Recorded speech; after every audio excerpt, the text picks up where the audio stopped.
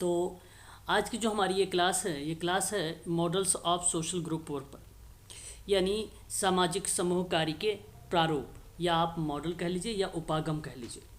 इससे पेपर में सवाल हम लोगों से पूछे जाते हैं। बहुत ही इम्पोर्टेंट टॉपिक है सामाजिक समूह कार्य के बारे में।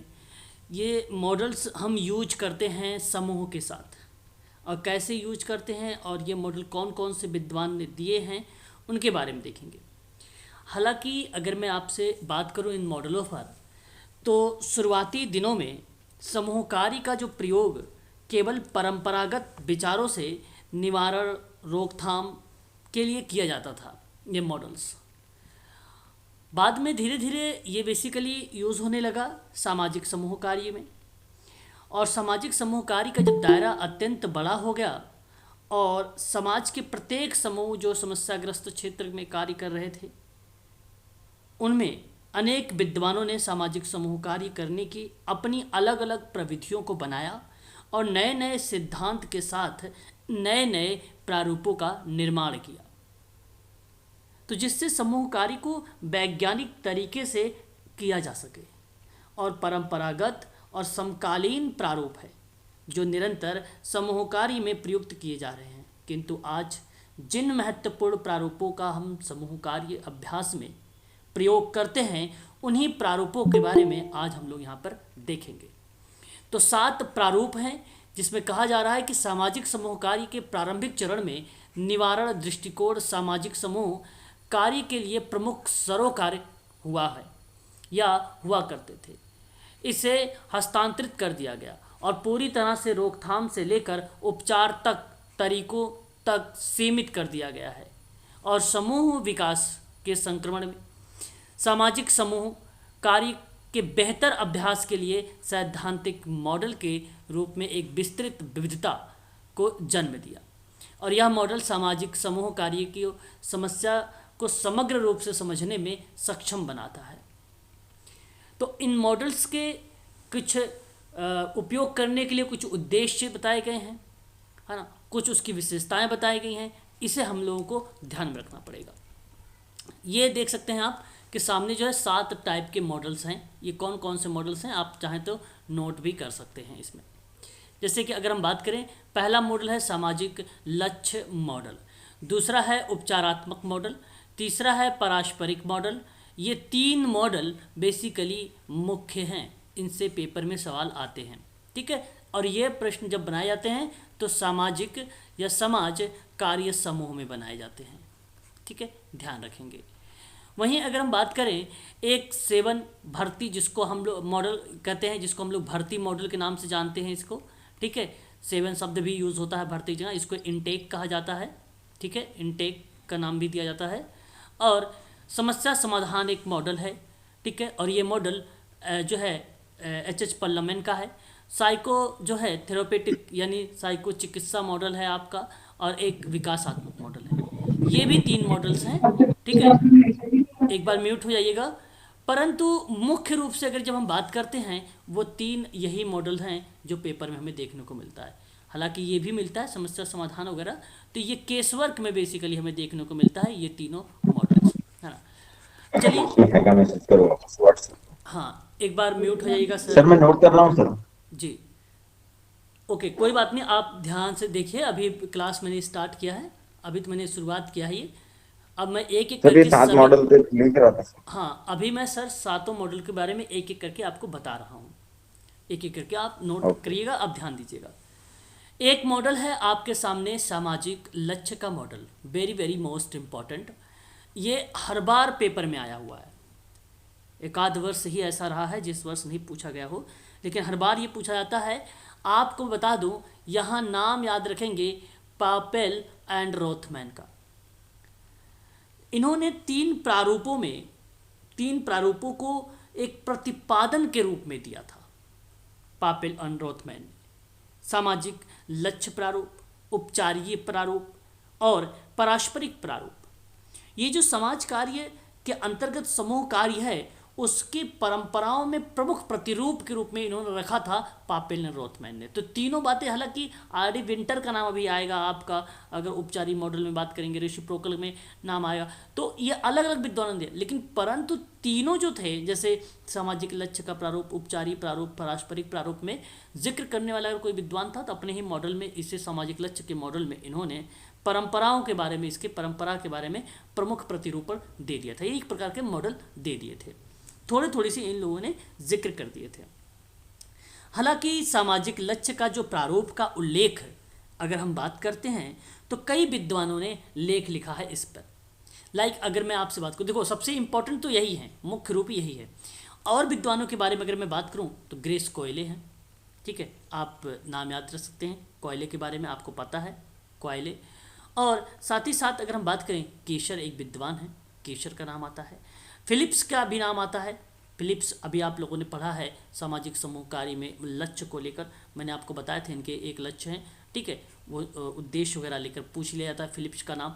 फिलिप्स का नाम आता है, कोनफ्का का नाम आता है, कोनफ्का का नाम आता है, कोहेन का नाम आता है, कोहेन का नाम आता है, मिलर का नाम आता है, ठीक है, जिन्सबर्ग का नाम आता है, जिन्सबर्ग का नाम आता है। परंतु पेपर में यूजीसी नेट ने जितनी बार भी पूछा है, रोथमैन एंड पॉपेल का नाम पूछा है, 1966 को पूछा है। बाय द वे, अगर इन लोगों का नाम, इनमें से इसका नाम ना आए तो ग्रेस कोयले, केसर, फिलिप्स, कोनफ्का, कोहन, जिन्सबर्ग, मिलर का भी नाम आप थोड़ा सा ध्यान में रखें, इनसे भी पेपर में पूछ सकता है। तो इन लोगों ने लेख लिखा है इस पे, सामाजिक लक्ष्य के प्रारूप में, है ना, ये बात आपको ध्यान रखना है। साथ ही साथ इन्होंने उल्लेखों में इस प्रारूप को 2 प्रत्यय में बांटा था। सामाजिक लक्ष्य जो मॉडल था वो बेसिकली 2 प्रत्यय में डिवाइड हुआ, 2 कॉन्सेप्ट में डिवाइड हुआ। आप ध्यान रखेंगे, एक कॉन्सेप्ट का नाम था सामाजिक चेतना। क्या नाम था? एक सामाजिक चेतना। सामाजिक चेतना प्रत्यय कहा गया। कॉन्सिक्वेंस का मतलब होता है चेतना, सोशल। कॉन्सेप्ट का मतलब एक प्रकार से प्रत्यय। ये पहला स्टेटमेंट इन्होंने सामाजिक लक्ष्य के प्रारूप में कॉन्सेप्ट दिया था। कहता है, ये लोग कहें कि सामाजिक लक्ष्य के प्रारूप में एक और बातें आती हैं, जैसे अगर मैं बात करूं, सामाजिक दायित्व का प्रत्यय आता है, सामाजिक उत्तरदायित्व आप कह लीजिए, उत्तरदायित्व भी आप कह सकते हैं, ठीक है, ध्यान रखेंगे, उत्तरदायित्व का भी प्रत्यय आता है, ठीक है। तो सोशल रिस्पॉन्सिबिलिटी कॉन्सेप्ट भी आता है। तो 3 यहाँ पे जो है, और विद्वानों ने कहा कि सामाजिक प्रारूप को 2 भागों में डिवाइड किया। एक सामाजिक चेतना में, जहाँ लोगों को, समाज को जागरूक करने की बात किया, और दूसरी तरफ सामाजिक उत्तरदायित्व, उनके कर्तव्य वगैरह के बारे में बताया गया। बेसिकली मुख्य उद्देश्य सामाजिक लक्ष्य प्रारूप का जो था वो था नागरिकों को ज्ञानवान करना, जैसे कि पहला पॉइंट बताता है आपको। उत्तरदायित्व और दक्षतापूर्ण को बनाना, मतलब उसको उत्तरदायित्व किसी कार्य के प्रति जो है ईमानदारी, आत्मनिर्भरता इत्यादि जैसे शब्दों को रिप्रेजेंट किया गया पॉजिटिव शब्दों में। दक्षतापूर्ण का मतलब किसी कार्यों में निपुण बनाया जाए, ये प्रक्रिया इसमें संचालित की गई थी, इसका उद्देश्य था। इस प्रारूप का कहना है, सामाजिक लक्ष्य का प्रारूप का कहना है कि सामाजिक क्रियाओं और व्यक्तियों में मनोवैज्ञानिक स्वास्थ्य में एक रूपता लाना। कहने का मतलब आप ये कह सकते हैं, एक प्रकार से समानता के साथ साथ एकता पर बल देना। आज अगर हम बात करें, प्रत्येक व्यक्ति समाज की वर्तमान जीवन धारा में कुछ न कुछ योगदान करने की क्षमता रखता है। अतः इस प्रारूप का यह विश्वास है कि उसको अपने सामाजिक योगदान के लिए अवसरों की उपलब्धि और प्रेरणा के तत्वों की आवश्यकता मानता है। सामाजिक भागीकरण चिकित्सात्मक रूप में इसी प्रारूप के अंतर्गत किया जाता है। क्या किया जाता है? जो समाज में लोगों को सक्रिय भागीदारी की बात होती है, वो सामाजिक लक्ष्य के प्रारूप के अंतर्गत ही किया जाता है। लोगों को पार्टिसिपेट पर इसी पे दिया जाता है।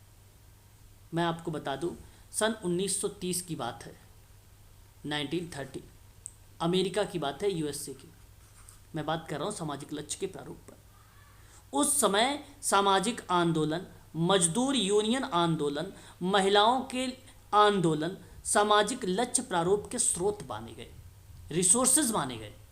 हालांकि वो आया तो नहीं था, मॉडल्स के रूप में नहीं था, परंतु जो सामाजिक लक्ष्य था वो किस रूप में जाना जाता था, किसके रूप में, ये प्रारूप के स्रोत के रूप में, तो उसको स्रोत के रूप में जानते थे। और स्रोत कौन कौन से थे? सामाजिक लक्ष्य मॉडल के स्रोत कौन कौन से हैं? सामाजिक आंदोलन है, मजदूर यूनियन आंदोलन है, महिलाओं के आंदोलन सामाजिक प्रारूप है। तो ध्यान रखिएगा ये तीन ही हैं, तीन के अलावा कोई अदर है ही नहीं, है ना। तो अगर मैं आपको यहाँ पर पीडीएफ में बात करूँ तो मॉडल केंद्रीय फोकस, मतलब जो उसका केंद्र बिंदु है, जो फोकस करता है सामाजिक चेतना पर। और किस पर फोकस करता है? सामाजिक जिम्मेदारी पर। क्या मैं ये बात कह सकता हूँ सामाजिक उत्तरदायित्व पर दूसरा प्रत्यय के रूप में? बिल्कुल। तो यहाँ साफ शब्दों में कहा गया है कि दो प्रत्यय बताए गए थे, एक प्रत्यय सामाजिक चेतना दिख रहा है और एक प्रत्यय जो दिखाई दे रहा है वो सामाजिक जिम्मेदारी दिखाई दे रही है। और यह समुदाय के सदस्यों को सामाजिक मुद्दों को सुलझाने और वांछनीय सामाजिक परिवर्तन लाने के लिए काम करने में मदद करता था। लोकतांत्रिक समूह प्रक्रिया के सिद्धांत इस मॉडल के लिए मौलिक हैं। बंदोबस्त। आपकी आवाज नहीं आ रही है। मेरी आवाज नहीं है क्लियर? आ रही है सर। आ रही ओके, क्लियर है। नहीं आ क्लियर आ रही। रही सर। हाँ बिल्कुल। अगर हम एक बात यहाँ पर देखें, पास बंदोबस्त, नेटवर्क प्रॉब्लम होगा इसलिए नहीं आ रही होगी, आवाज प्रॉपर आ रही है सर की। बिल्कुल। एक बार लेफ्ट होकर दोबारा से ज्वाइन कर ले जिसके पास प्रॉब्लम आ रही है। एक बार जरा ध्यान दीजिएगा। फिर मैं कह रहा हूँ बंदोबस्त गृह आंदोलन, सामाजिक आंदोलन, श्रमिक संघ मजदूर आंदोलन, महिला सम आंदोलन सामाजिक लक्ष्य मॉडल की जड़ें हैं यानी स्रोत हैं। मैंने आपको जो बातें बताया है अपने शब्दों में, वही सारी चीज़ें इस सामाजिक लक्ष्य के मॉडल के अंतर्गत मेंशन किए गए हैं। तो संयुक्त राज्य अमेरिका में सन 1930 की दशक है जो बंदोबस्त गृह, जिसको हम आश्रय सदन भी बोल सकते हैं, क्या बोल सकते हैं? आश्रय सदन भी बोल सकते हैं जी। सामाजिक आंदोलन, क्या बोलते सर बंदोबस्त गृह को? आश्रय सदन, आश्रय ओके ओके। सदन। और सामाजिक आंदोलन, श्रमिक संघ आंदोलन, महिला आंदोलन सामाजिक लक्ष्य मॉडल के स्रोत माने जाते हैं, या आप जड़ें भी कह सकते हैं।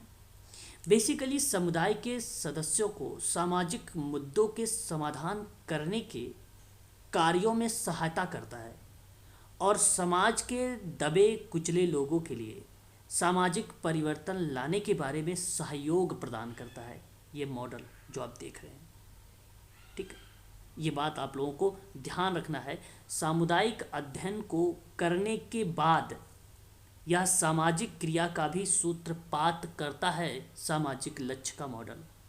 और यह मॉडल, यह प्रारूप इस उद्देश्य यानी समाज में परिवर्तन लाना, इस मॉडल का मुख्य उद्देश्य समाज में परिवर्तन लाना, दो प्रत्यय पर आधारित, नाम याद रखेंगे, सामाजिक चेतना, सामाजिक उत्तरदायित्व या जिम्मेदारी, और स्रोत सन 1930 का बेस, और साथ ही साथ सक्रिय लोगों, अगर सक्रिय भागीदारी का जुड़ाव की बात करता है सामाजिक लक्ष्य का मॉडल। और साथ ही साथ मैंने जो आपको फिलिप्स, कोहेंसन, कुनफ्का, मिलर, जिन्सबर्ग, क्लीन, केशर, ग्रेश कोयले जैसे विद्वान का नाम लिखा बताया हूँ, वो चीज़ें उनका लेख है, उनको भी आप लोगों को ध्यान रखना होगा। पापेल और रोथमैन ने इस मॉडल को 1966 में दिया सामाजिक समूह कार्य में। बस इतनी बात आप ध्यान रखेंगे यहाँ पर। अगर ये क्लियर हो गया तो फिर मैं आगे बढ़ता हूँ। ठीक है, चलो आगे हम बात करेंगे उपचारात्मक मॉडल में। एक एक बातों को ध्यान दीजिएगा। ट्रीटमेंट्स मॉडल है ये सामाजिक समूह कार्य में, बहुत इंपॉर्टेंट है ये टॉपिक, इसलिए आपको इसको ध्यान देना चाहिए। रॉबर्ट बिंटर का नाम आता है, आरडी बिंटर का नाम आता है। सन 1957 में उपचारात्मक मॉडल दिया था इन्होंने। इस मॉडल की अगर मैं बात करूं, ये जो चिकित्सा, जो उपचारात्मक मॉडल है, यह चिकित्सा संबंधी प्रारूप का विकास करता है। थेरेपी में, ये ट्रीटमेंट में यूज करता है। यहाँ आपको बता दूं नाम रेडेल का आएगा, फिशर का नाम आएगा और गैंटनर का नाम आएगा, गैंटनर का नाम आएगा। इन लोगों ने इस कार्य से जुड़े हुए हैं उपचारात्मक मॉडल में, लेकिन इस प्रारूप को व्यवस्थित रूप से अगर किसी विद्वान ने दिया तो उसका नाम है रॉबर्ट बिंटर।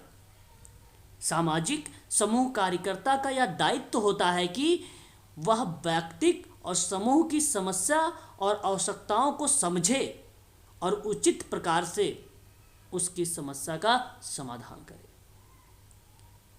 और कार्यकर्ता को व्यावसायिक समाज कार्य के दौरान अनेक तकनीकी कुशलता से अवगत होना भी चाहिए, जिससे वह अभ्यास के दौरान प्रत्येक समस्या का सामना करने के लिए सक्षम बन सके। तो चिकित्सा संबंधी प्रारूप क्लिनिकल प्रारूप जैसा ही है, जिसमें समूह में समायोजन स्थापित ना कर सकने वाले व्यक्ति को समायोजित करना सिखाता है ये उपचारात्मक मॉडल। आप देख सकते हैं मॉडल का मुख्य ध्यान उपचार व्यक्ति के व्यवहार के बारे में है। यह मॉडल मुख्य रूप से उन व्यक्तियों से संबंधित है जो सामाजिक संबंधों में सामाजिक और व्यक्तिगत समायोजन से पीड़ित होते हैं। व्यक्तिगत शिथिलता और विचलित व्यवहार जो समाज द्वारा अनुमोदित नहीं किए जाते हैं, अनुमोदित का मतलब स्वीकार नहीं किए जाते, उनको नियोजित समूह कार्य वातावरण में लाया जाता है और समूह कार्य दृष्टिकोण के माध्यम से व्यक्तियों के विचलित व्यवहार को सामान्य किया जाता है। इसलिए इसे अक्सर दृष्टिकोण में नैदानिक रूप से उन्मुख माना जाता है।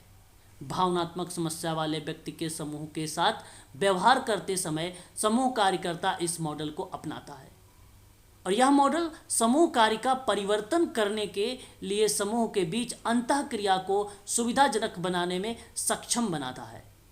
इस मॉडल का एक व्यापक रूप मानसिक स्वास्थ्य देखभाल, सुधारात्मक संस्थान, परिवार सेवा संगठन, परामर्श केंद्र और स्कूल और विद्यालय स्वास्थ्य देखभाल में भी उपयोग में लाया जाता है। बेसिकली इस प्रकार का जो समूह है वो पहले से ही निश्चित होता है तथा कार्यकर्ता अपने कार्यक्रमों के माध्यम से उपचारात्मक कार्य करता है। और इस प्रारूप का मुख्य उद्देश्य क्या होता है, बात को समझिए। व्यक्ति के मन मस्तिष्क में उत्पन्न विकारों को शांत करना और उन्हें मुख्य धारा में वापस लाना। इसमें समूह कार्यकर्ता अपने अनुभव, कुशलता और तकनीकी के माध्यम से विभिन्न क्रियाविधि या क्रियाकलाप द्वारा समूह को निर्देश करता है या एक प्रकार से डायरेक्शन देता है, निर्देशित करता है। वही उपचारात्मक मॉडल होता है।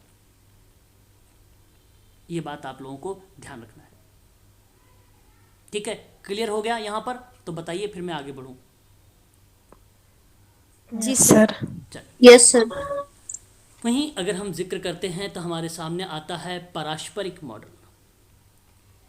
पारस्परिक मॉडल को रेसिप्रोकल मॉडल भी कहा जाता है। ध्यान रखेंगे, रेसिप्रोकल मॉडल के नाम से भी ये जाना जाता है। ठीक है, बहुत इंपॉर्टेंट शब्द है ये, ध्यान रखिए। स्वार्ट्स का नाम आता है 1961 में, इन्होंने ये इस मॉडल को दिया था। बेसिकली नाम से ही बता देता है ये परस्पर आदान प्रदान का प्रारूप। परस्पर आदान प्रदान का प्रारूप का मुख्य बिंदु व्यक्ति और समाज दोनों होते हैं। जब मैं ये बात कहता हूं तो आप लोगों के जेहन में आता है गार्टन हैमिल्टन का नाम, कि परस्पर आदान प्रदान की जो मुख्य बिंदु होती है वो व्यक्ति और समाज दोनों होता है। इस आधार पर यह कहा जा सकता है कि प्रारूप, सामाजिक लक्ष्य प्रारूप और चिकित्सीय संबंधी प्रारूप दोनों पर एक ही समय में अपनी प्रमुख चिंताओं और संबंधों को इंगित कर सकता है।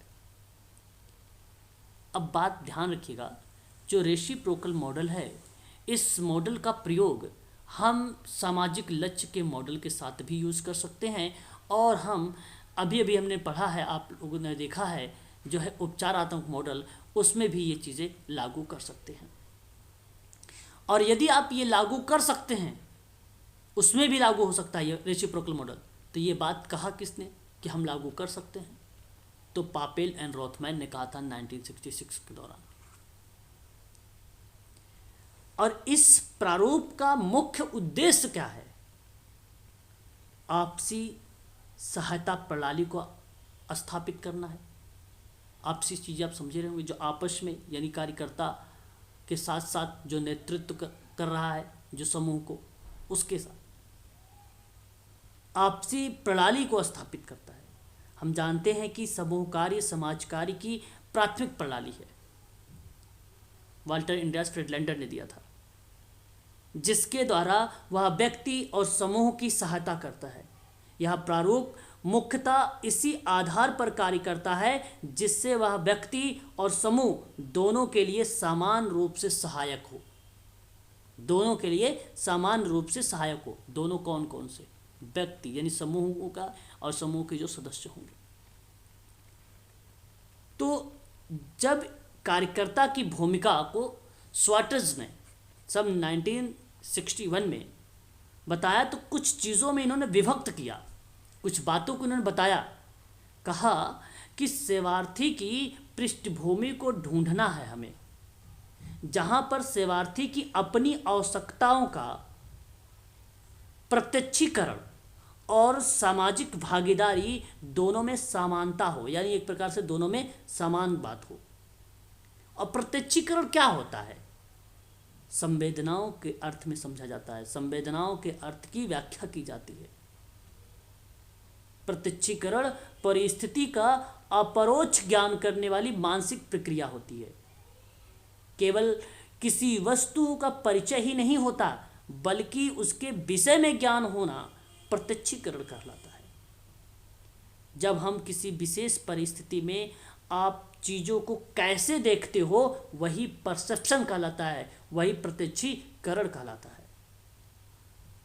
तो उसी संबंध में इन्होंने कहा कि प्रत्यक्षीकरण और सामाजिक भागीदारी, सक्रिय भागीदारी दोनों में समानता की बात करता है ये रेसिप्रोकल। पहली बात, जो सामान्य हित में, जो सामान्य व्यवहार है, उनमें जो बाधा बनती है, उन समस्याओं को ढूंढना है। आप ऐसा सामान्य बिहेवियर कर रहे हैं, क्या रीज़न है कि वो बार बार चीज़ें डिस्क्वालीफाइड हो जा रही है, हम वो ढूंढने का प्रयास करते हैं, कहाँ वीक पॉइंट है, वो बताता है रेसिप्रोकल मॉडल। दृष्टिकोण में परिवर्तन लाता है ये, पॉइंट ऑफ व्यू जो भी रहता है उसमें चेंजेस करता है ये रेसिप्रोकल। आवश्यकताओं को परिभाषित करता है, उसकी नीड क्या है, और सीमा का निर्धारण करता है, जिसमें सेवार्थी कार्यकर्ता व्यवस्था को सही तरीके से बनाए रखे और कार्य को करे। ठीक है। तो इसी मॉडल को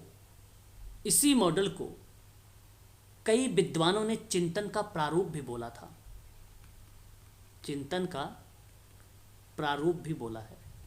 कई विद्वानों ने इसी को ध्यान का प्रारूप बोला है। ध्यान रखेंगे आप सभी लोग ये पॉइंट।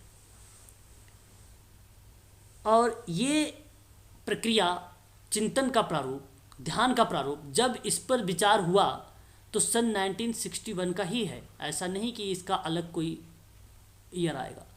विचार अलग विद्वानों ने कब किया? 1961 में ही किया था, है ना। इस बात को ध्यान रखेंगे। अब यह model system theory, field theory, social psychological theory, social work सामान्य सिद्धांतों के काम से प्रभावित और व्युत्पन्न हुआ है। कई विद्वान अक्सर इसे सामाजिक लक्ष्यों और उपचारात्मक मॉडल का समामेलन कहते हैं। और मैंने आपको शुरुआत में ही बता दिया था इसका नाम, पापेल एंड रोथमैन का। कहा था मैंने कि यह जो प्रारूप है, सामाजिक लक्ष्य का प्रारूप और चिकित्सकीय संबंधी प्रारूप, दोनों पर एक ही समय अपनी प्रमुख चिंताओं और संबंधों को इंगित कर सकता है। हम लागू कर सकते हैं कहाँ पर? सामाजिक लक्ष्य पे भी, और कहाँ पर? क्लिनिकल पर भी इसको लागू कर सकते हैं। यही तो कारण है, इसको कई विद्वानों ने इस तरीके से भी बोला है, समामेलन है। मॉडल प्रतिबिंब में आया जब समाज और व्यक्ति अपने पारस्परिक प्रयासों में हस्तक्षेप का अनुभव करते हैं। मैंने अभी आपको बताया शुरुआत में कि समाज, आप जानते हैं, परस्पर आदान प्रदान का प्रारूप का मुख्य बिंदु व्यक्ति और समाज दोनों होते हैं। तो व्यक्ति और समाज दोनों पर हस्तक्षेप का अनुभव के बारे में करता है, इसलिए ये अनुभव यहाँ पे शामिल रहेगा। इस पॉइंट ऑफ व्यू में या इस परिप्रेक्ष्य या दृष्टिकोण से संघर्ष उत्पन्न होता है। पारस्परिक मॉडल का उपयोग अनिवार्य हो सकता है और यह मॉडल व्यक्ति और समूह के महत्वपूर्ण घटक मानता है, जहाँ कार्यकर्ता भूमिकाएं प्रकृति में सहायक प्रतीत होती है। यही कारण है कि मॉडल को सामाजिक समूह कार्य के मध्यस्थ मॉडल के रूप में भी जाना जाता है। हम इसे उपचारात्मक मॉडल्स के नाम भी दे सकते हैं, चिंतन मॉडल और ध्यान मॉडल के साथ साथ ही। ठीक है, इस बात को भी आप लोग ध्यान रखेंगे। खासकर यहाँ पर इस प्रारूप में जो ध्यान बताया गया है, चिंतन को केंद्र बिंदु माना है, अर्थात संबंध समूह के सदस्यों के मध्य में एक दूसरे पर विश्वास और आवश्यकता के प्रति चेतना का प्रसार करना। कार्यकर्ता समूह समाज कार्य में सभी कार्यों की धुरी होता है, इसीलिए उसे समूह के सदस्यों में चिंतन को प्रोत्साहन देता है या प्रोत्साहन करता है, मोटिवेट करता है। और यही ऐसा प्रारूप है जहाँ संबंधों की एक कड़ी के रूप में काम करता है, एक कड़ी के रूप में काम करता है। जब कड़ी की बात आती है ना, तो हम की भावना को भी बताता है। ये हम की भावना भी यहाँ पर हमें देखने को फिर मिलती है। अब समूह के सदस्यों में क्या होगा? व्याप्त तनाव होगा, चिंताएं होंगी, असामाजिक तथ्य होंगे, उनका निराकरण करता है ये पारस्परिक मॉडल। आवश्यक लक्ष्य कार्य को महत्व देता है जो सामूहिक भावनाओं पर आधारित है। अब सामूहिक भावनाओं पर आधारित कौन सा प्रारूप है? तो रेसिप्रोकल है, जो स्वाटर्स ने सन 1961 में दिया था। ये बात आपको पता होना चाहिए। चलिए आगे बढ़ते हैं, एक बार क्लियर करिए, या आपको क्लियर हो गया तो फिर मैं नेक्स्ट लूँ। जी सर, क्लियर हो गया सर। इसमें कौन कौन से विद्वानों के नाम आते हैं एक बार बता दीजिए। इस मॉडल में आपको एक नाम आता है पापेल एंड रॉथमैन का, जब इन्होंने साथ में बताया कि ये चीज़ें आती हैं, और चिंताओं और संबंधों को जो इंगित करता है, जैसे पापेल एंड रॉथमैन ने बताया 1966 में। उसके बाद एक विद्वान थे, उनका नाम था फैटाउट। क्या नाम था उनका? फैटाउट। इन्होंने सन 1992 में यही बात कहा था जो पापेल एंड रॉथमैन ने कहा था। बिल्कुल सत्य बात कह रहे हैं रॉथमैन जी। लागू हो सकता है सामाजिक लक्ष्य पर भी और नैदानिक चिकित्सा पर भी, या आप चिकित्सा या उपचारात्मक मॉडल पर भी। नैदानिक भी उपचार को ही बोला जाता है। ठीक है, तो ये बात फैटाउट। गॉल्टन हैमिल्टन भी है क्या? गार्टन हैमिल्टन में विशेषता में आते हैं। उनकी परिभाषाएं हैं समाज कार्य के अंतर्गत, जो विशेषताएं हैं कि समाज कार्य की ये विशेषता है, तो वहाँ पे नाम आता है। उन्होंने समूह कार्य में मॉडल पर जिक्र नहीं किया है ना? तो रेसिप्रोकल में नहीं आएगा उनका नाम? हाँ, रेसिप्रोकल मॉडल में उनका नाम नहीं आएगा, रेसिप्रोकल मॉडल में नाम नहीं आएगा। परंतु अगर कहेगी कि बात ये कि व्यक्ति और समाज दोनों जो है परस्पर हैं या अन्योन्यश्रित हैं, दूसरे पर निर्भर हैं, ये समाज कार्य की विशेषता है, ये होता है। और ये बात बताते हैं फिर गार्टन हैमिल्टन, तब बताते हैं गार्टन हैमिल्टन। बट यहाँ पे नाम नहीं आएगा, यहाँ पे दो ही नाम, इनके अलावा। आगे बढ़ेंगे, नेक्स्ट देखेंगे इनटेक मॉडल। नाम से ही पता है इनटेक मॉडल के बारे में आप भली भांति तरीके से परिचित भी होंगे, आपको अच्छे से मालूम भी होगा। इनटेक मॉडल क्या चीज़ है बताना चाहेंगे आप लोग? इनटेक प्रवेश की प्रक्रिया जहाँ पे होती है। प्रवेश की प्रक्रिया, वेरी गुड। यहाँ आपने एक शब्द यूज़ किया, प्रवेश, बहुत बढ़िया।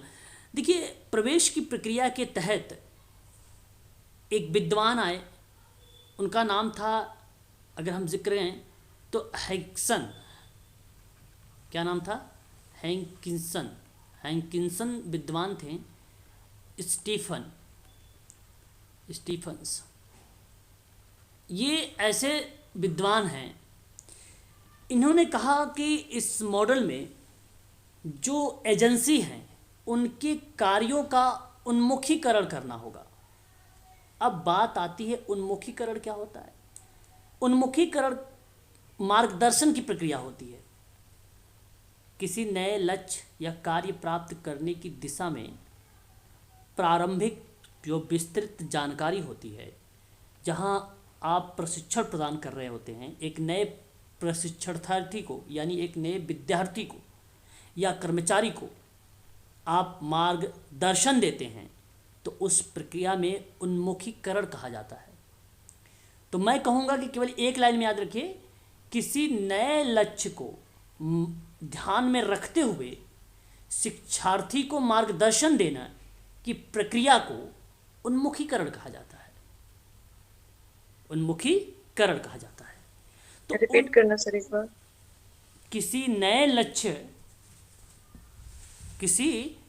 लक्ष्य को ध्यान में रखते हुए शिक्षार्थी को, है ना, नए शिक्षार्थी को मार्गदर्शन देते हैं, तो वही उन्मुखीकरण कहलाता है। तो उन्मुखीकरण किसी भी संस्था के साथ संबंध स्थापित करना और अन्य साथियों के मध्य एक दूसरे को जोड़ने में सक्षम बनाता है। लक्ष्य को हाँ, नए शिक्षार्थी, ठीक है। तो जब एक दूसरे को जोड़ने को सक्षम बनाता है तो वही क्या कहलाता है, उन्मुखीकरण कहलाता है।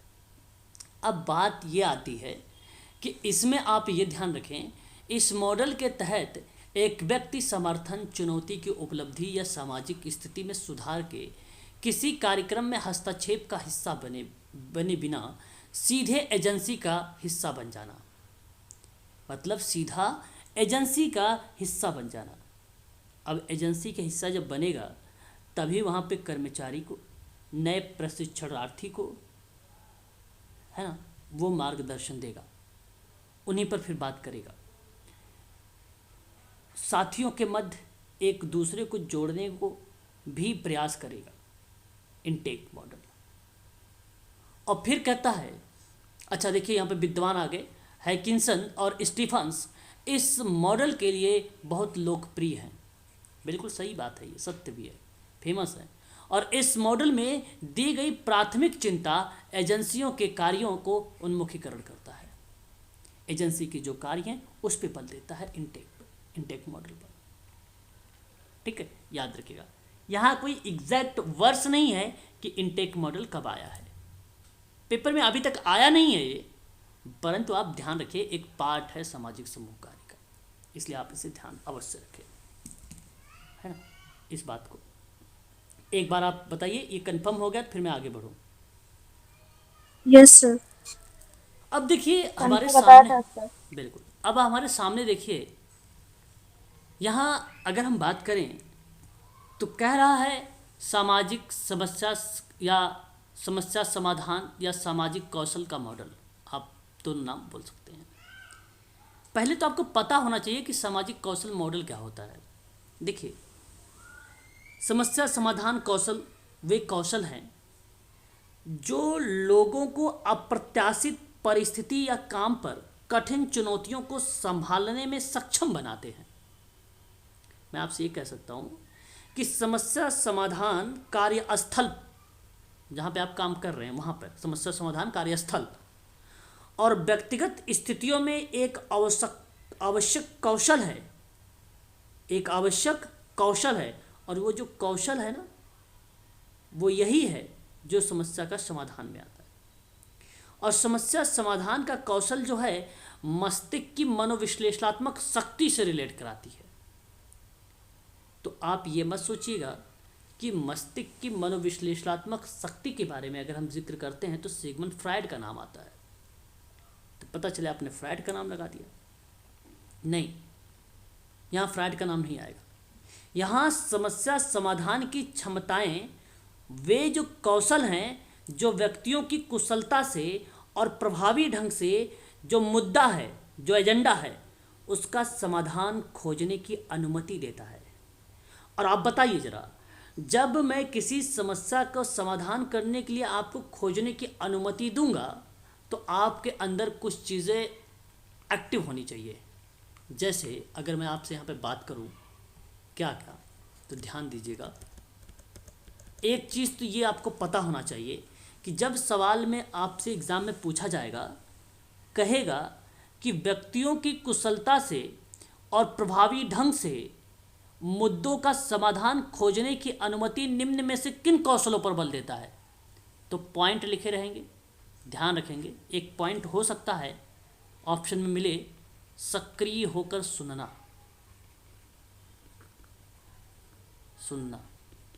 और यहीं एक पॉइंट बगल में नोट कर लीजिए, एक्टिव लिसनिंग, यानी सक्रिय सुनना। कार्ल रोजर्स का नाम, कार्ल रोजर्स का नाम, ठीक। वहीं अगर हम बात करें नंबर 2 पॉइंट पर, विश्लेषण करना आना चाहिए आपको। नंबर 3 पर बात करें, अनुसंधान करना पता होना चाहिए आपको, खोज कैसे की जाती है, वैज्ञानिक विधि आपको पता होना चाहिए। आपको सृजनात्मकता यानी क्रिएटिविटी आपके अंदर होना ज़रूरी है। आपके पास बेस्ट कम्युनिकेशन होना ज़रूरी है, संचार। आपको समय मैनेजमेंट, समय प्रबंधन का भी ध्यान रखना पड़ेगा। आपको सही डिसीजन लेना पड़ेगा, यानी निर्णय लेना। आपको समूह निर्माण भी करना होगा, समूह का निर्माण भी। तो ये हैं कुछ कौशल जो शामिल किए गए हैं। इनमें से कुछ ऑप्शन मिलेंगे, कुछ पॉइंट मिलेंगे, तो आप इन्हीं को टिक करिएगा, इन्हीं को टिक करिएगा। समस्या समाधान तर्क के साथ साथ कल्पना का उपयोग करता है और स्थिति का बोध कराता है। स्थिति का बोध मतलब जो पोजीशन है उसकी समझ कराता है। समस्या समाधान के कौशल कह लीजिए, या समस्या समाधान के कौशल के साथ साथ आप नाम नोट कर सकते हैं, ये भी समस्या समाधान या समस्या कौशल का मॉडल। तो देखिए, इस मॉडल के लिए व्यवहार संबंधी समस्या का हल करना और व्यवहार कौशल विकसित करना महत्वपूर्ण संगीत कार्यक्रम है, और यह व्यवहार में सकारात्मक सुदृढ़ीकरण को मोटिवेट करता है। एक प्रकार से अगर हम बात करें तो प्रोत्साहित करता है। क्या करता है? मोटिवेट करता है। प्रॉब्लम सॉल्विंग मतलब समस्या समाधान। जी जी बताइए। सक्रिय होकर विश्लेषण, अनुसंधान, सृजनात्मक, ये क्या है सर? ये सर कौशल है, ये सभी क्या है? कौशल है। ओके, ये कौशल है। ओके। आप ध्यान दीजिए, आप समस्या समाधान बाधाओं पर काबू पाकर एक लक्ष्य को प्राप्त करने की प्रक्रिया है जो अधिकांश गतिविधियों को लगातार हिस्सा है। एक प्रकार से लगातार ये कंटिन्यू उसका हिस्सा बनता है। मैं आप लोगों से यहाँ एक जिक्र करना चाहूँगा बहुत ही इम्पोर्टेंट पॉइंट पर।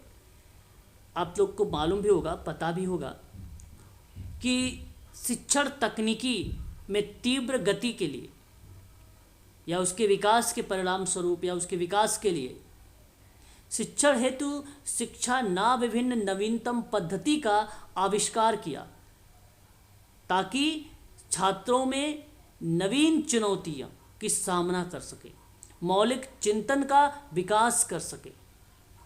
बहुत लंबे समय तक हर्बर्ट की एक पंचपदी प्रचलन शिक्षण मेथड था और बहुत फेमस रही है, जो समस्या समाधान विधि में बखूबी तरीके से पेपर में पूछा भी जाता है और ये लागू भी होती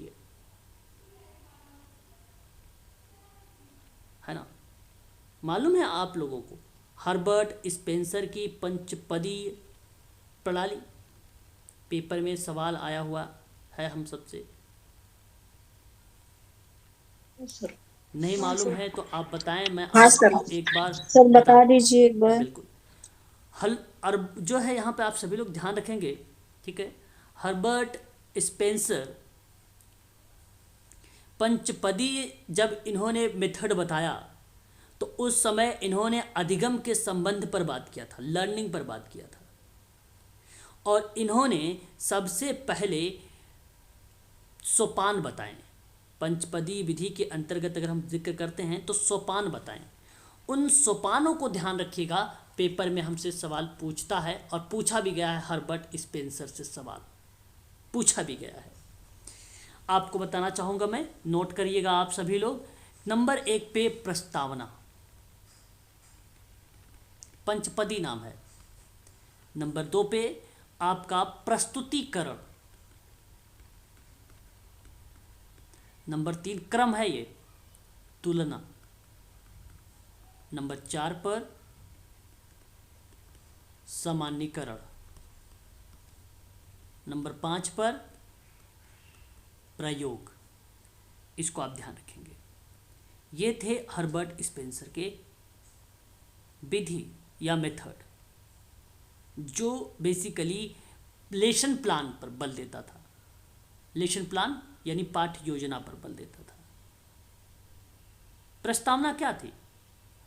प्रस्तावना छात्र को या सेवार्थी को मानसिक तैयारी करने के संबंध में थी, है ना। और प्रस्तुतिकरण क्या थी? संपूर्ण जो आपने प्लान बनाया है उसको 2 या 3 खंडों में विभक्त करके सेवार्थी के सम्मुख इस प्रकार प्रस्तुत करना है कि जिससे समग्र पाठ्य सामग्री उसकी समझ में आ जाए, और इसी को प्रस्तुतिकरण कहा गया। एक तुलना था, जब सेवार्थी के पहले संचित ज्ञान और वर्तमान नवीन ज्ञान, जो पहले का ज्ञान था और आज जब आप यहाँ पर आप उसका करंट लेवल देख रहे हैं, वर्तमान ज्ञान, उसकी तुलना करते हैं और अन्य विषयों के ज्ञान को हस्तांतरण भी करते हैं, तब ऐसी प्रक्रिया पर हमें वहाँ पर कठिनाइयों भी देखने को मिलती है। उन्हीं कठिनाइयों का निराकरण करना, उसकी व्याख्या करना, शंका का समाधान करना सामाजिक कार्यकर्ता की छात्र के प्रति एक अहम भूमिका बन जाती है। यानी जब आप काम करेंगे सेवार्थी के साथ तो आपका जो विषय होगा वो बहुत ही सरल होगा, सुबोध होगा, और उस तरीके से बनाकर आप उसके सामने प्रस्तुत करेंगे, यानी कंपेयर करेंगे, आप तुलना करेंगे। उसके बाद सामान्यीकरण, सेवार्थी के संचित ज्ञान के आधार पे जो आपने उसके अंदर ज्ञान डाल दिया है, जो उसमें आपने बदलाव किया है, उनके आधार पे सामान्य बातों को समझकर उसका सामान्यीकरण करेंगे। सामान्यीकरण कैसे? जब सामाजिक कार्यकर्ता किसी क्रियाविधि का पुनरावृत्ति करता है, और पुनरावृत्ति के प्रश्न, जबकि आप कोई भी टॉपिक ले सकता है, जो टॉपिक जितने इन्होंने गोल लिए हैं, किसी भी गोल पर उसके भाव को जानना, उसके व्यवहार को जानना, यानी आप सीधा निष्कर्ष पर पहुंच रहे हैं कि वो कितना सीखा, कितना नहीं सीखा, तो वह प्रयोग सामान्यीकरण का पार्ट बनेगा। और एक है प्रयोग, यानी सीखी हुई जो नवीन ज्ञान है, उन नवीन ज्ञान से निर्मित सामान्य बनाकर विद्यार्थी से या सेवार्थी से उसका प्रयोग भी करवाना। अब आप ये काम नहीं करेंगे कि आप उसको टास्क देंगे स्वतंत्र बनाने के लिए, अब वो खुद स्वतः काम करेगा। उस तरीके की बात एक्सपेरिमेंट यानी प्रयोग में देखते हैं। ठीक है, प्रयोग में तो हर्बर्टी विधि मनोवैज्ञानिक सिद्धांतों पर आधारित है और शिक्षण में क्रमबद्धता रखती है। ये बात ध्यान रखेंगे आप लोग। फिर आगे अगर हम बात करें, हमारे सामने नेक्स्ट पॉइंट, एक और पॉइंट यहीं पर बताना चाहूँगा। समस्या समाधान का आप लोगों ने प्रारूप देखा है। समस्या समाधान का मॉडल आप जानते हैं, समस्या समाधान का मॉडल, करेक्ट? जी सर। अब समस्या समाधान का जब हम मॉडल की बात करते हैं तो मैं आपको बताना चाहूँगा, ध्यान से सुनिएगा, क्योंकि आप लोगों को नए नए शब्दों से रूबरू करवा रहा हूँ। समस्या समाधान क्योंकि यूजीसी का कोई भरोसा नहीं है कब क्या पूछ ले। समस्या समाधान के लिए एक शब्द था आइडियल, मॉडल द्वारा विकसित किया गया। आइडियल मॉडल द्वारा विकसित किया गया। अब ध्यान रखेंगे थोड़ा सा, तो वो जो शब्द था ब्रेसफोर्ड का था। ब्रेसफोर्ड का था। ब्रेसफोर्ड महोदय ने सन 1984 में 1984 में समस्या समाधान के कई मॉडल हालांकि तो आए, लेकिन सामान्य समस्या को हल करने के लिए ऐसा एक मॉडल ब्रांसफोर्ड ने और स्टीवन ने दोनों ने मिलकर सन 1984 में एक आइडियल या एक आदर्श मॉडल दिया। किसके परिप्रेक्ष्य में? समस्या समाधान के लिए। अब इस आइडियल का कभी कभी हमसे फुल फॉर्म पूछता है। इनका मीनिंग कुछ बताया था ब्रांसफोर्ड ने, जैसे आई से आइडेंटिटी बताया था, आई से आइडेंटिटी या आइडेंटिफाई बताया था, यानी समस्या की पहचान करना होगा। आई से डिफाइन बताया था। मतलब समस्या के बारे में सोचना और प्रासंगिक जानकारियों को छांटने के माध्यम से समस्या को परिभाषित कर देना है, ये डिफाइन करना बताया था। और ई बताया था एक्सप्लोर मतलब विकल्पों को देखना, विचार मंथन, विभिन्न दृष्टिकोण को देखने के माध्यम से समाधानों का अन्वेषण करना है। समाधान का अन्वेषण करना है ई में। और ए में एक्ट बताया गया, यानी रणनीति पर कार्य करना, एक्ट। और एल बताया गया लुक, यानी पीछे मुड़कर देखना और अपनी गतिविधियों के प्रभावों का मूल्यांकन करना था। और ये सारे शब्द ध्यान रखेंगे 1984 में ब्रांसफोर्ड एंड स्टीन के द्वारा दिए गए थे मॉडल समस्या समाधान के लिए,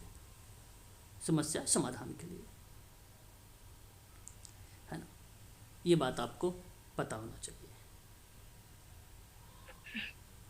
क्लियर हुआ? तो एक बार कंफर्म करिए, फिर मैं आगे बढ़ता हूँ। जी सर। सर हाँ जी सर केस वर्क में जो प्रॉब्लम सॉल्विंग अप्रोच है, बस उसी पे आ उसमें रहा और हूँ। इसमें क्या फर्क है? बस प्रॉब्लम सॉल्विंग पर ही अब मैं आप लोगों को यहाँ पर बातचीत करने वाला हूँ। प्रॉब्लम सॉल्विंग मेथड या मॉडल आप कह सकते हैं, है ना। दोनों सर ये चीज़ें दूसरा आप- वाला नाम जो क्या है? केस वर्क हाँ बता रहा हूँ। हाँ क्या करें मैम, अभी आप बताइए। जो केस वर्क में है और ये ग्रुप वर्क में, इसमें कोई फर्क है सर? आपको मैम बता रहा हूँ, आप मैं उनसे पूछ रहा था। चलिए आप सुन ही लीजिए। वो दूसरा वाला ठीक। नाम पूछ रही हूँ। कौन सा दूसरा नाम? ये ब्रांसफोर्ड लिखे है ना, इसके बाद कौन सा नाम, ये क्या नाम लिखे हाँ हैं? Stein okay. हाँ स्टीन नाम है। चलिए अब यहाँ पर देखिए, अब यहाँ एक और शब्द आपको देखने को मिलता है, जैसे कि आप लोगों के मन में अभी भी, जैसे अभी मैडम ने पूछा है कि समस्या समाधान का एक उपागम है। समस्या समाधान का एक उपागम है। हालांकि वो मॉडल उपचार का ही एक पार्ट माना जाता है। एक मॉडल जो है वो उपचार का ही पार्ट माना जाता है, समस्या समाधान का ही मॉडल माना जाता है। तो वो बेसिकली केस वर्क को रिप्रेजेंट करता है। मैं आपको बताता हूँ वो नाम, आप यहाँ पर भी नोट करना चाहें तो नोट कर लीजिए। बहुत बढ़िया चीज़ ये भी है, और उसके बाद ये टॉपिक आपका कवर हो जाएगा, मतलब ये पॉइंट आपका कवर हो जाएगा। बात करते हैं अगर हम लोग समस्या समाधान उपागम के रूप में, ये अप्रोच होता है। और इस मॉडल को समस्या समाधान विकास उपागम में इसका जब विकास किया तो वह विद्वान का नाम था हेलन हॉरिस पर्लमैन। सन 1957 में इस मॉडल को इन्होंने दिया और यह मॉडल जो था शिकागो विश्वविद्यालय के समाज कल्याण प्रशासन के तत्वाधान में स्टार्ट किया गया था। किसके परिप्रेक्ष्य में स्टार्ट किया गया था? तो शिकागो विश्वविद्यालय के समाज कल्याण डिपार्टमेंट में, समाज कल्याण विभाग या प्रशासन के तत्वाधान में इसको जो है स्टार्ट किया गया था। तो ये जो उपागम था, इसमें सेवार्थी चाहे वह व्यक्ति या परिवार या वृद्ध व्यक्ति या महिला, यानी कोई, तो उनकी क्षमताओं में वृद्धि करना था। यानी आप यहाँ पर ये समझिए कि यहाँ मैं समूह मेंशन नहीं करूँगा, मैं यहाँ समुदाय मेंशन नहीं करूँगा, मैं जब भी यहाँ मेंशन करूँगा तो मैं मतलब इकाई मेंशन करूँगा। क्या मेंशन करूँगा? इकाई। और इकाई क्या होता है? सेवार्थी होता है, परिवार होता है ना, यूनिट के रूप में इनको यूज़ किया जाता है। तो एक सवाल आया था, परिवार परामर्श क्या होता है? तो सूक्ष्म होता है और इसी का पार्ट होता है। तो जब मैं इस सेवार्थी की समस्या समाधान की बात करूंगा, उसकी समस्या को ढूंढने की बात करूंगा, यानी व्यक्ति को समस्या का अभ्यास उस समय होता है जब वह समस्या समाधान के तरीके ढूंढने में असफल हो जाता है। सेवार्थी समस्या समाधान नहीं ढूंढ पाया, तो ऐसी कंडीशन पर हम समस्या समाधान उपागम लगाते हैं। और इसी समस्या समाधान उपागम के साधन हैं, जहां गति में एक प्रकार से अगर मैं बात करूं, जब गतिरोध उत्पन्न होता है तभी व्यक्ति अपना समायोजन उचित तरीके से करने में असफल होता है। तो अवांछित तरीकों से अपनी क्षमता को समस्या समाधान में उपयोग कर लेता है। भाई समस्या आपको मालूम है, जैसे अगर मैं बात करूं आपसे कि अगर कोई समस्या है किसी सेवार्थी के पास, तो अगर उनको टेक्निक नहीं पता होती है तो गलत तरीके से यूज कर लेते हैं और उसको बोला क्षमता होती है। और अवांछित तरीकों से समस्या के संदर्भ में कार्य कर लेना, मतलब अब देखिए उसे पता नहीं है कि भाई किस तरीके से काम होना चाहिए, टेक्निक कौन कौन से लागू होती है, क्रमबद्धता कैसे चीज़ें होती हैं, और वो गलत तरीके से उसके पॉइंट ऑफ व्यू को, समस्या को वहाँ पर जो है समाधान करने का प्रयास करने लगता है। तो हम उसको रिसर्च की भाषा में क्या बोलते हैं? एरर बोलते हैं। तो वह शब्द जो है उसको रिप्रेजेंट किया पर्लमैन ने संप्रेरणा। और जब समस्या समाधान के उचित अवसर के दौरान, अवसर तो आपने दिया लेकिन उसका प्रत्यक्षीकरण में कमी आ गई, परसेप्शन में कमी आ गई, तो ऐसे में कहा गया कि वह पार्ट था अवसर का। ये 3 बिंदु थे पर्लमैन के, और ये कहा कि तभी व्यक्ति अपना समायोजन उचित तरीके से करने में असफल होता है जब ये 3 मुख्य बातें उसके सर, पार्लियामेंट के 3 बिंदु क्या है सर? क्षमता, संप्रेषण, अवसर। क्षमता, संप्रेरणा, अवसर, यही तो बताया मैंने आपको। मैंने बताया क्षमता में क्या बताया, मैंने कहा कि असामाजिक तरीके से या अवांछित तरीके से अपनी क्षमता का समस्या का समाधान करने का उपयोग करने लगता है। होता है ना भाई कि ताकत ज़्यादा लगा देना और वो भी काम सही तरीके से हो ना पाए। क्षमता का आपने पूरा प्रयोग कर लिया, अपने कैपेसिटी का, परंतु काम उस समस्या का समाधान हुआ नहीं। क्यों नहीं हुआ? क्योंकि आपने गलत टेक्निक यूज कर लिया। होता है ना ऐसे में, आप लोग के साथ भी वो सामान्यतः रूप में देखा जाए ऐसे भी होता है।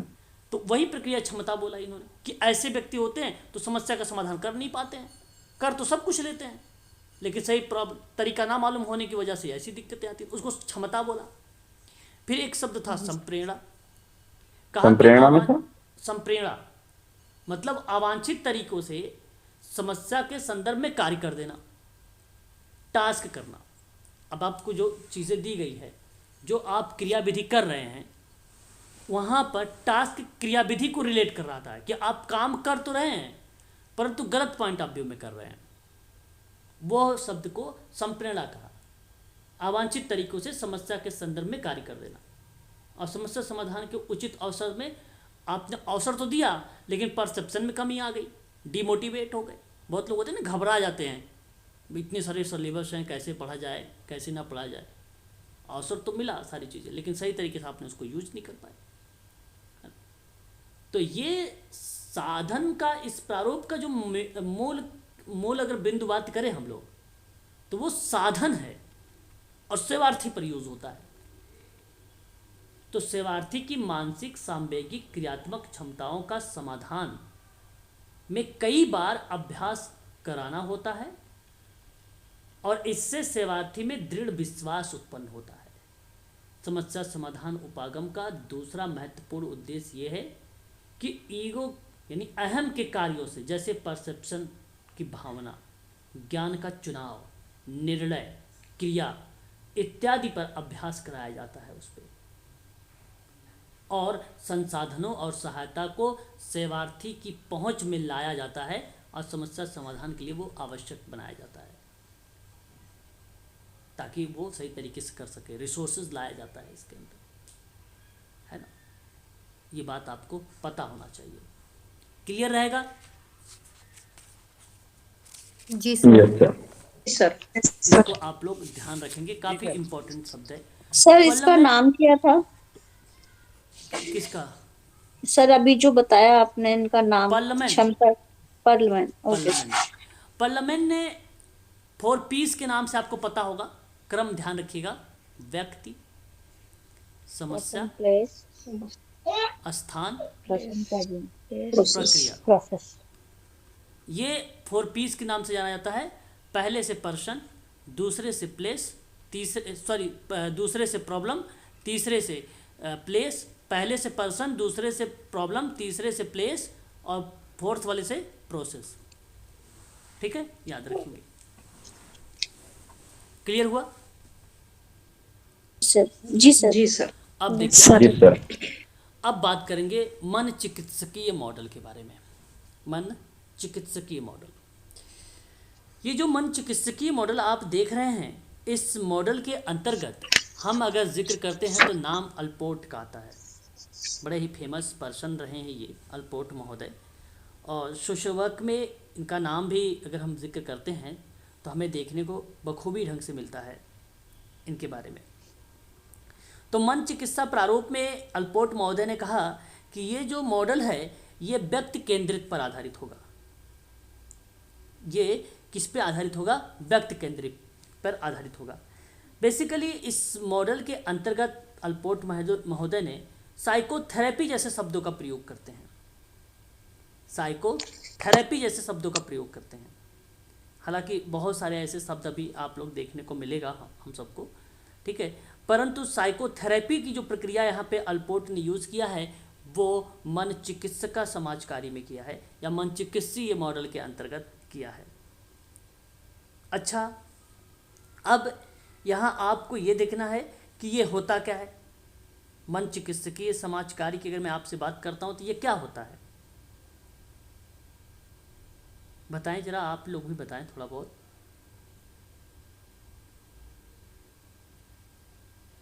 सर भावना और उससे संबंधित चिकित्सा, मन चिकित्सा। ओके, चलिए।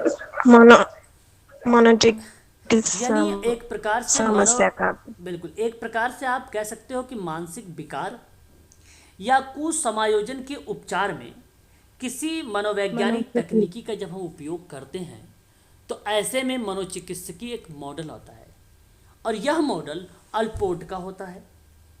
यह मॉडल किसका होता है? अल्पोर्ट का होता है।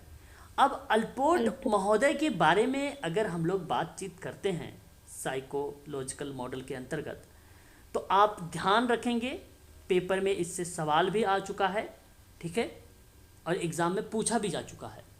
तो ये पहली बात तो ये कि ये मॉडल व्यक्ति केंद्रित मॉडल है, ध्यान रखेंगे आप सभी लोग, और इसमें व्यक्ति की भावना और संबंध से संबंधित होता है।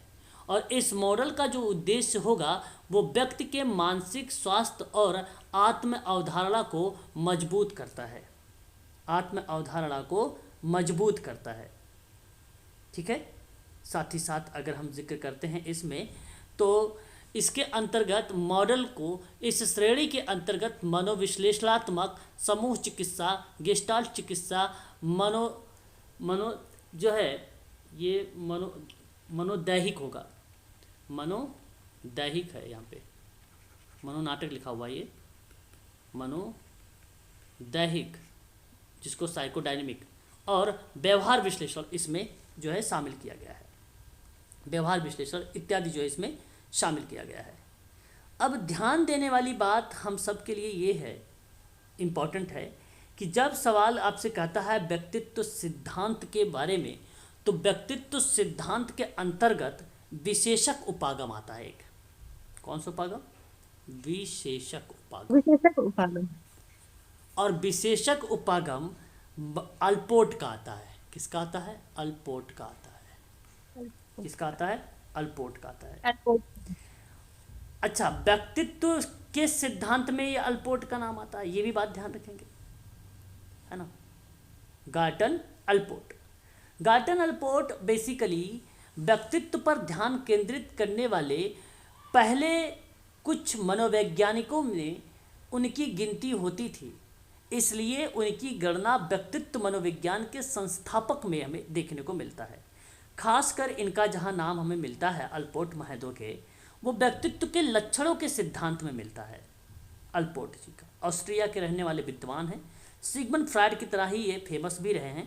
ठीक है, जिस तरीके से सिगमंड फ्रायड फेमस है, अल्पोर्ट महोदय भी फेमस रहे हैं। अल्पोर्ट महोदय ने सन 1936 में, 1936 में, थोड़ा सा ध्यान रखेंगे आप लोग इनके बारे में। अल्पोर्ट 1936 में, ठीक है, इन्होंने व्यक्तित्व लक्षणों का वर्णन किया और वर्णन करते समय 4000 से अधिक शब्द के बारे में इन्होंने बताया कि ये व्यक्तित्व के लक्षण होते हैं। और इन्होंने ही 3 स्तरों का प्रयोग भी किया है, 3 स्तर का यूज़ भी किया है। ठीक है, और वो 3 स्तर कौन कौन से हैं? एक शब्द इन्होंने यूज़ किया था कार्डिनल। क्या यूज़ किया था? कार्डिनल की विशेषता। कार्डिनल विशेषता, कार्डिनल पेपर में आता है, सवाल लेकर पूछ लेता है। तो कार्डिनल की विशेषता क्या हो सकती है? कार्डिनल की विशेषता होती है कि उनकी बताया जाता है कि इसमें बताया जाता है कि कार्डिनल में कि व्यक्तित्व वाले जो लोग होते हैं, इन गुणों के लिए इतनी अच्छी तरह से ज्ञात हो सकते हैं या जानकार होते हैं कि उनके नाम अक्सर इन गुणों के साथ ही जो है निकटता से जुड़े होते हैं। उनके निकटता से जुड़े, मतलब उनके नाम ही उनकी जो है पहचान से जुड़े होते हैं। अपनी भावनात्मक रचना के लिए, अपने व्यवहार के लिए, या आप ऐसा कह लीजिए कि ऐतिहासिक रूप से पहचान के लिए, भावनात्मक रचना कार्डिनल के अंतर्गत आता है। और एक इन्होंने जोड़ा था केंद्रीय सुविधाएं। और केंद्रीय सुविधाएं बेसिकली सामान्य विशेषताएं हैं जो व्यक्तित्व के मूलभूत सिद्धांतों का निर्माण करता है। मूलभूत, ठीक है, विशेषताओं का निर्माण करता है। प्रत्येक व्यक्ति में 5 और 10 केंद्रीय विशेषताएं होती हैं, कुछ मुख्य विशेषताएं होती हैं, और प्रत्येक व्यक्ति में अलग अलग डिग्री के लिए महसूस भी होता है ना। तो जैसे कोई व्यक्ति बुद्धिमान होगा तो कोई शर्मीला होता है, कोई ईमानदार होता है तो कोई अधिकांश व्यवहारों में प्रमुख निर्धारक होता है, उसको केंद्रीय बोला गया। एक माध्यमिक होता है।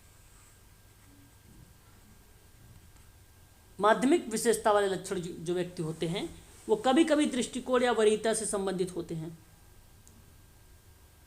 जब मान लीजिए एक व्यक्ति जिसकी कार्डिनल विशेषता मुखर है, जब पुलिस उसे गति देने से रोकती है तो वह प्रस्तुत करने को संकेत देता है। मैं आपसे यहाँ पे बताना चाहूँगा कि इसके अंतर्गत आप याद रखें समान उत्तेजनाओं की एक संकीर्ण सीमाएं, यानी समान उत्तेजनाएं देखने को इसके अंतर्गत मिलती है। अनुभवजन्य का जो सिद्धांत है वो इसी के अंतर्गत आता है। इन्हीं के अंतर्गत आता है अल्पोट के। ठीक है रिपीट करना सर ये एक बार। जी। क्या चीज़? तो अभी आपने सामान्य जो उत्तेजनाओं के क्या बताया था इसके बारे में? सामान्य, देखिए सामान्य यहाँ पर आप ये ध्यान रख लीजिए अल्पोट के बारे में केवल थर्ड पॉइंट में। ठीक है, ये जो लक्षण आपको यहाँ पे दिखेंगे वो आपको सामान्यीकृत करने के लिए दिखते हैं। सामान्यीकृत मतलब जनरलाइजेशन के लिए, है ना, हैबिट के लिए। माध्यमिक में सर? नहीं नहीं, आपका ये जो आपका माध्यमिक, यस यस माध्यमिक में, माध्यमिक। माध्यमिक में। ठीक है, ये बात आपको ध्यान। अब ध्यान से सुनिए, यहाँ पर मुख्य मुख्य बातें मैं बताता हूँ अल्पोट की। इसके 3 समूह के रूप में क्लासिफाइड किया गया है। आपने कार्डिनल का नाम देखा, कार्डिनल को ही प्रमुख बोला जाता है, पहली बात। आपने फिर केंद्रीय देखा, केंद्रीय को केंद्रीय बोला जाएगा। आपने माध्यमिक देखा, माध्यमिक को द्वितीयक बोला जाएगा। ये बात ध्यान रखेंगे।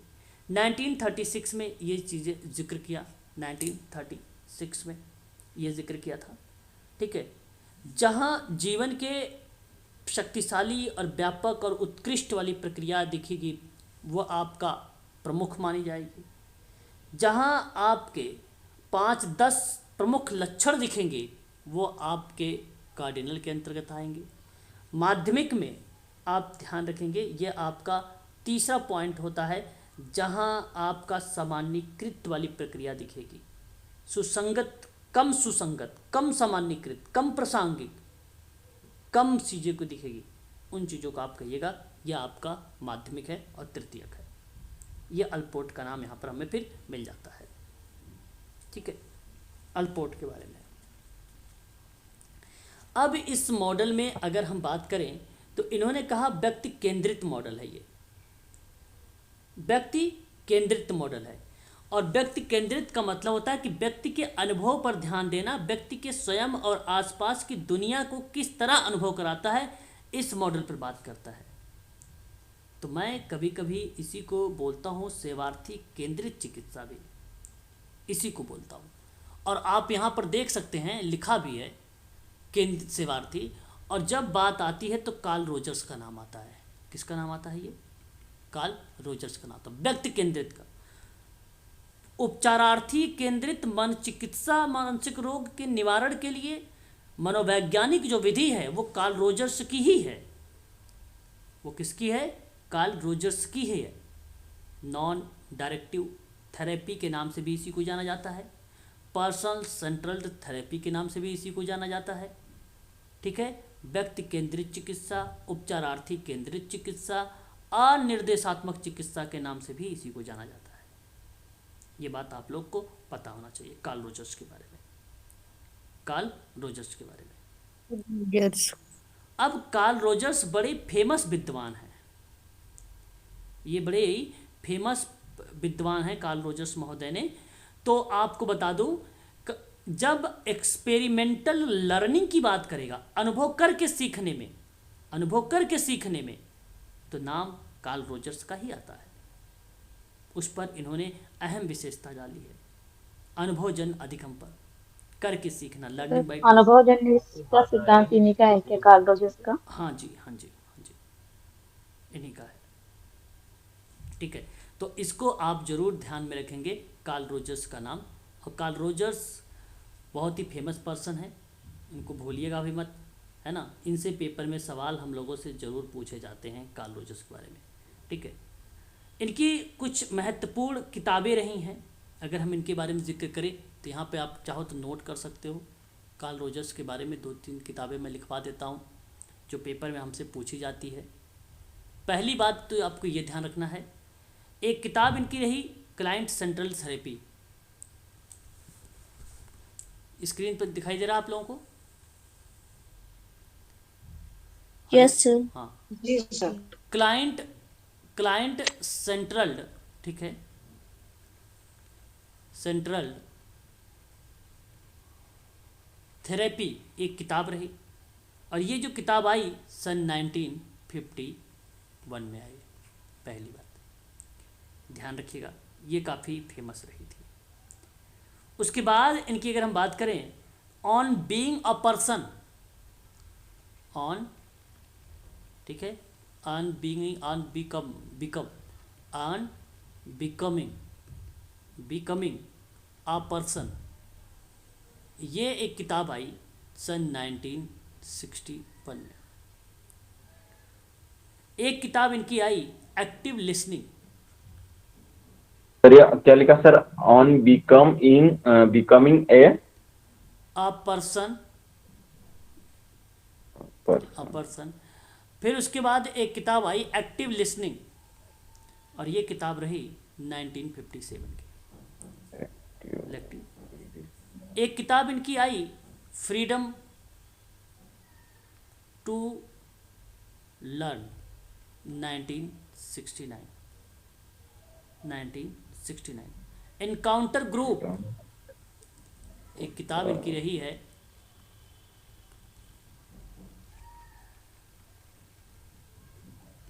Encounter groups 1970।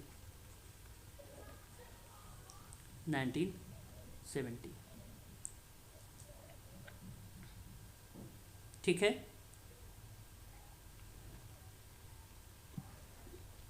बताइए। जी सर। और एक लास्ट आप नोट कर लीजिए, उस किताब का नाम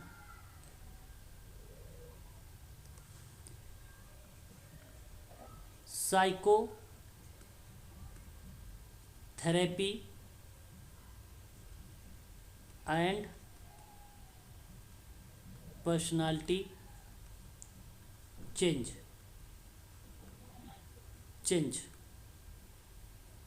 और ये जो किताब थी 1954 की थी। बस इनसे बाहर आने वाला ही नहीं है कार्ल रोजर्स के। ठीक है,